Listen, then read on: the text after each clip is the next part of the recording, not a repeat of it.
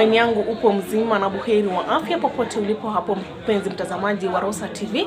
Kama kawaida, huyu ni mwanadada Rosa Karen mbele ya kamera yako, na hivyo anaenda moja kwa moja kuzungumzia maandamano, maana ya maandamano, na pia anaenda kuzungumzia athari ambayo maandamano imeweza kusababisha hapa jijini Nairobi.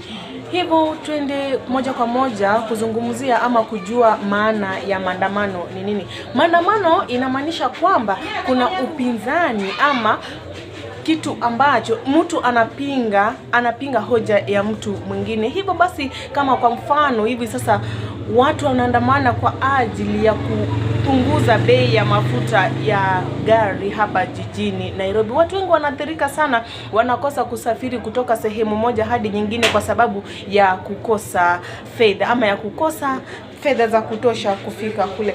Na hivyo maandamano imeleta athari kubwa sana kwa wanabiashara na pia kwa wanafunzi. Wanafunzi wanakosa vifaa vya kuwasafirisha hadi kule shuleni, na pia wanabiashara wanakosa amani kukaa kwenye biashara zao kwa sababu watu wenye vitoa machozi wanakimbia huku na kule wakilipua ama wakiwapiga na vile vitoa machozi ambavyo vinaleta sasa uwasiwasi ndani ya wanabiashara. Hivyo na hiyo imeleta tatanishi kubwa sana ama ni tatizo kubwa sana tu hapa jijini Nairobi, lakini kule maeneo mengine nje ya jijini Nairobi watu wanaendelea vizuri tu na biashara ya hao. Hivyo basi nitarejea tena baadaye kwa channel hii na habari zaidi. Usisalie mbali, cheza hapa.